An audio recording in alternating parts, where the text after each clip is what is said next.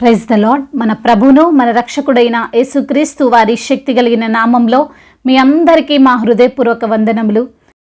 ఈరోజు దేవుని వాక్యము, యెహోవా ఆ మాట వినెను, మోషే భూమి మీదనున్న వారందరిలో మిక్కిలి సాత్వికుడు. సంఖ్యాకాండము 12వ అధ్యాయము 3వ వచనము. And the lord heard this Moses was very meek, more than all people who were on the face of the earth. Numbers chapter 12 verse 3. ఈ రోజుకు గాను కృపగలిగిన దేవుడు మనకు అనుగ్రహించిన వాక్య భాగమును బట్టి ధ్యానించుకుందాము. ప్రభునందు ప్రియమైన సహోదరి సహోదరులారా, మనము నమ్మిన దేవుడు సజీవుడైన దేవుడు. ఆయన వినగల చెవిని నిర్మించినవాడు. కాబట్టి ఆయన మనల్ని ఎవ్వరు ఏమంటున్నా ఆయన వింటాడు. మనపై వేసే నిందలు, మనపై అన్యాయంగా మాట్లాడుతున్నటువంటి మాటలను దేవుడే వింటాడండి. వినడం మాత్రమే కాదు, దానికి సమాధానము కూడా ఆయన ఇస్తాడు. ఈరోజు లేఖన భాగమును మనము పరిశీలిస్తే మనము గ్రహించవచ్చు, ఈ మాటలు చెబుతున్నది మోషేని గురించి అని. మోషే ఇజ్రాయేలీలకు నాయకుడిగా ఉండి నడిపిస్తున్నటువంటి సమయంలో దేవుడు మోషే ద్వారా ప్రజలతో మాట్లాడుతున్నటువంటి సమయంలో ఈ సంఘటనను మనం చూడవచ్చు. మోషే కూషు దేశపు స్త్రీని పెళ్లి చేసుకునినందుకు గాను మోషే అక్క అయిన మిరియాము, అతని అన్న అయిన అహరోనులు అతన్ని నిందిస్తూ వ్యతిరేకంగా మాట్లాడుతున్నారు. కూషు దేశపు స్త్రీ అంటే ఆమె నల్లని ఛాయగలిగినదిగా ఉంటుంది. అంత మాత్రమే కాదు కానీ హెబ్రీయులుగా ఉన్నవారు వేరే దేశపు స్త్రీని పెళ్లి చేసుకోవడానికి వారి సాంప్రదాయము అనుమతించదు. బహుశా ఈ కారణాల చేతనేమో వారు మోషేని అవమానిస్తూ ఉన్నారు. అంత మాత్రమే కాదు కానీ మరొక మాట అన్నట్లుగా లేఖన భాగంలో మనం చూడవచ్చు. వారు మోషే చేత మాత్రమే యెహోవా పలికించెనా, ఆయన మా చేతను పలికింపలేదా అని చెప్పుకున్నారు. అనగా మోషే ద్వారా మాత్రమే దేవుడు మాట్లాడతాడా, మా ద్వారా కూడా దేవుడు మాట్లాడతాడని మోషేకి కలిగినటువంటి నాయకత్వాన్ని బట్టి వారు వ్యసన పడుతున్నట్లుగా మనము అర్థం చేసుకోవచ్చు.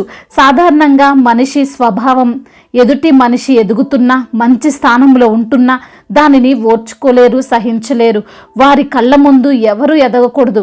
అయితే బయట వారెలాగో ఎదుగుతున్న వ్యక్తిని చూసి ఏడుస్తారు, కానీ కొన్నిసార్లు మన ఇంటి వారే, మన కుటుంబంలో ఉన్న మన అన్నలే లేక మన తమ్ముళ్ళే, మన అక్కలే ఓర్చుకోలేనటువంటి పరిస్థితిని మనం చూడవచ్చు. ఇది చాలా కుటుంబాల్లో ఈ రోజున మనం చూస్తున్నాం. తోడబుట్టిన వారే మన ఎదుగుదలను ఓర్చుకోలేరు. వారే మన పైన చెడ్డ కన్నులు కలిగి ఉంటారు. నాకంటే గొప్పవాడవుతావా, నాకంటే మంచి స్థితిలో ఉంటాడా అనే ఆలోచనతో మనల్ని ఇబ్బందులు పెడుతుంటారు, మనపై గొడవ కోస్తుంటారు కదండి. అయితే వారు ఎన్ని మాటలు అన్నా, మనల్ని ఎంతగా నిందించినా, అవమానపరిచినా మనము తిరిగి మాట్లాడవద్దు. ఆ రోజున ఇదే విధమైన గొడవ మోషే ఇంట్లో జరుగుతుంది. అక్క అన్న ఇద్దరు మోషే మీద పడుతున్నారు, నిందిస్తున్నారు. అయితే మోషే ఒక్క మాట కూడా వారికి ఎదురు మాట్లాడినట్లు వాక్యంలో లేదు. అకారణంగా నన్నెందుకు దూషిస్తున్నారు అని కూడా అనలేదు. మోషే సైలెంట్గా ఉండడం వలన మోషే తరపున దేవుడే మాట్లాడాడండి. దేవుడు మోషేని గురించి సాక్ష్యం పలికాడు, భూమి మీద ఉన్న వారిలో మిక్కిలి సాత్వికుడు అని. మోషే సహించినా దేవుడు సహించలేదు. అతని తరపున వారితో మాట్లాడుటకు, తీర్పు తీర్చుటకు స్వయంగా దేవుడే దిగి వచ్చాడు. మిరియాము అహరోనులతో దేవుడు అంటున్నాడు, మీలో ప్రవక్త ఉండిన ఎడల యెహోవానగు నేను దర్శనమిచ్చి అతడు నన్ను తెలుసుకున్నట్లు కలలో అతనితో మాట్లాడుదును. నా సేవకుడైన మోషే అట్టివాడు కాదు, అతడు నా ఇల్లంతటిలో నమ్మకమైన వాడు. నేను గూఢభావములతో కాక ముఖాముఖిగా అతనితో మాట్లాడుదును అని. మోషే యొక్క సాత్వికతను బట్టి, నమ్మకత్వాన్ని బట్టి దేవుడు మోషే తరపున మాట్లాడుతున్నాడు. ఈ రోజున మన యొక్క తగ్గింపుతనమును బట్టి, మనము దేవుడి పట్ల నమ్మకంగా ఉండే విధానమును బట్టి యేసయ్య మన తరపున మాట్లాడతాడు. నీ సొంత ఇంట్లో నీకు అవమానము ఎదురవుతుండొచ్చు, నిన్ను నిందిస్తుండొచ్చు, నిజమైన మార్గము తెలుసుకున్నావు అనే కారణం చేత అసహ్యంగా మాట్లాడుతుండొచ్చు. అది నీ భర్త అయినా, నీ భార్య అయినా, నీ పిల్లైనా, నీ రక్త సంబంధికులైనా ఎవరైనా అయి ఉండొచ్చు, వారిని నీవు తిరిగి దూషించకు, వారితో వాదించకు. నీ యొక్క సాత్వికత దేవునికి కనబరచు, నీ తగ్గింపు గుణం ఏంటో వారికి చూపించు. అప్పుడు నీవు మాట్లాడాల్సిన అవసరం లేదు, దేవుడే డైరెక్ట్గా వారితో మాట్లాడతాడు. వారికి తగిన బుద్ధిని ఆయన కలగజేస్తాడు. కాబట్టి ప్రియమైన సహోదరి సహోదరుడా, ఈ రోజున ఎవరో ఏదో అన్నారని కుమిలిపోకు, ఎన్నో నిందలు వేస్తున్నారని నీవు బాధపడకు. నీ పక్షంగా మనుషులు లేకపోయినా దేవుడున్నాడు. నీవు మాట్లాడి సమాధానం ఇవ్వకపోయినా దేవుడే సమాధానం ఇస్తాడు అని గ్రహించి దేవునికి నీ భారాన్ని అప్పగించి విశ్వాసముతో ధైర్యం కలిగి జీవించు. దేవుడి ఈ మాటలను దీవించి మన హృదయములో ఫలింపచేయునుగాక. వాక్య భాగమును బట్టి ప్రార్థించుకుందాము. ప్రతి ఒక్కరు కూడా ప్రార్థనలో ఏకీభవించగలరు. ప్రార్థన.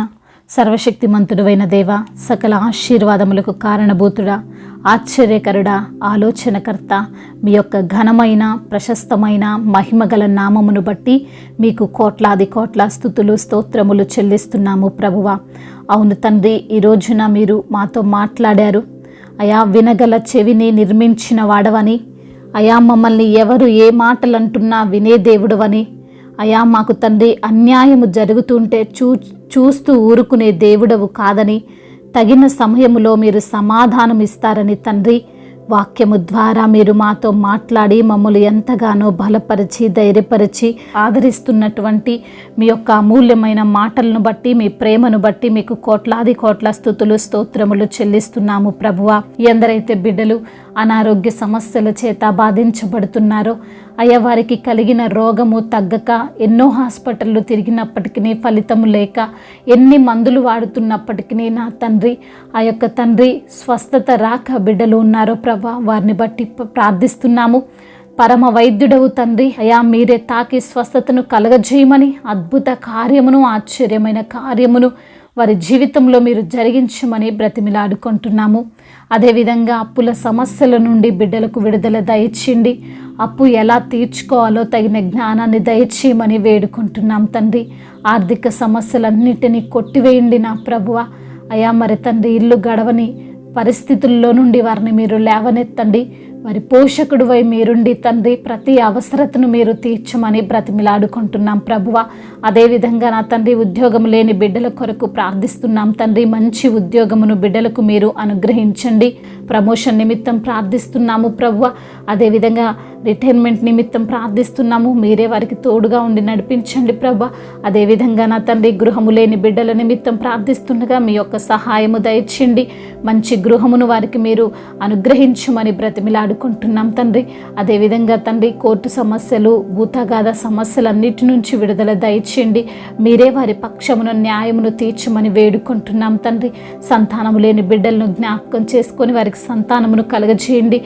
అదేవిధంగా నా ప్రభ అయా, దైవజనులందరి కొరకు ప్రార్థిస్తున్నాం తండ్రి. సువార్థికులను బలపరచండి నా తండ్రి. అనేక ప్రాంతాలలో ప్రభ మీ యొక్క రక్షణ సువార్తను తండ్రి మరి వారు తండ్రి బోధించుటకు కృపను అనుగ్రహించండి. ఆయా సంఘ కాపరులను మీరు దీవించండి. సంఘానికి మీరు శిరస్సై ఉండమని వేడుకుంటున్నాం ప్రభ. వారికి ఉన్న ప్రతి అవసరతను అక్కర్ను తండ్రి మీ యొక్క మహిమైశ్వర్యంలో తీర్చమని బ్రతిమిలాడుకుంటున్నాము. యవన బిడ్డలను మీ చేతులకు అప్పగిస్తున్నాం ప్రభ.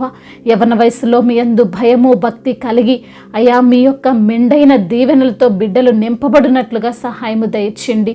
ప్రేమ పేరుతో మోసపోకుండా ప్రభ, నిజమైన ప్రేమ మీలో ఉందని తెలుసుకునే భాగ్యం వారికి మీరు అనుగ్రహించమని, యవన వయసులో బలవంతులుగా తండ్రి వారు ఉండడానికి సహాయం దయచేయమని బ్రతిమిలాడుకుంటున్నాం తండ్రి. అదేవిధంగా చిన్న బిడ్డలు మీరు కాచి కాపాడండి తండ్రి. యవ్వన బిడ్డలకు మీరు తోడుగా ఉండండి ప్రభా. ఇంకా ఏ సమస్యతో బిడ్డలు ఉన్నారో ప్రభా, ఆ సమస్య నుంచి విడిపించండి. అయా, ఇతర దేశాల్లో ఉంటున్న ప్రతి బిడ్డకు మీరు తోడుగా ఉండండి. మీరే వారిని బలపరచండి, ధైర్యపరచండి, కృంగిపోతుండగా లేవనెత్తండి. అయా మరి తండ్రి, వారి కుటుంబ సభ్యులను విడిచిపెట్టి ప్రభా మరి తండ్రి బిడ్డలు ఉంటుండగా ప్రభా అయా మీరే అన్ని వారికి తండ్రి ఉండి సహాయమును దయచేయమని బ్రతిమిలాడుకుంటున్నాం. అదేవిధంగా నా ప్రభువా, ఇంకా చెప్పుకోలేనటువంటి బాధలతో విరిగి నలిగిన హృదయముతో అయా మరి తండ్రి దిక్కు తోచని స్థితిలో ఉండి మీకు మొరపెడుతున్న ప్రతి బిడ్డ మొరను మీరు ఆలకించి వారికి సమాధానమును అనుగ్రహించమని, వారి యొక్క కన్నీటిని తుడిచి నాట్యముగా మార్చమని బ్రతిమిలాడుకుంటూ తండ్రి ఇంతవరకు చేసిన ప్రార్థన అంతటినీ మీ పాద సన్నిధిన చేర్చుకోమని, మా నాథుడు సర్వశక్తిమంతుడు సర్వాధికారి అయిన యేసుక్రీస్తు వారి శ్రేష్టమైన నామంలో ఈ ప్రార్థనను అడిగి వేడుకొనుచున్నాము తండ్రి. ఆమెన్. ఈరోజు పెళ్లి రోజు మరియు పుట్టినరోజు జరుపుకున్న వారందరినీ దేవుడు దీవించి సకల మేలులతో, సకల ఆశీర్వాదములతో, కృపాక్షేమములతో, శాంతి సమాధానముతో దేవుడు మిమ్మల్ని నింపునుగాక. మీ యొక్క ప్రార్థన అవసరతలను మాకు తెలియజేయగలరు. మీ కొరకు మేము తప్పక ప్రార్థిస్తాము. మొదటిసారిగా మన యొక్క ఆదరణ వాక్యం చూస్తున్నట్లయితే తప్పకుండా సబ్స్క్రైబ్ చేసుకోగలరు. ఈ వాక్యము మీకు ఆశీర్వాదకరంగా ఉండినట్లయితే అనేకులకు కూడా ఈ వాక్యాన్ని పంపి మీరు కూడా దేవుని యొక్క రాజ్య సువార్తలో పాలిభాగస్తులు కావాలని దేవుని పేరట మనవి చేసుకుంటున్నాను. May God bless you all. దేవుడు మిమ్మల్ని దీవించి బలపరిచి స్థిరపరచునుగాక.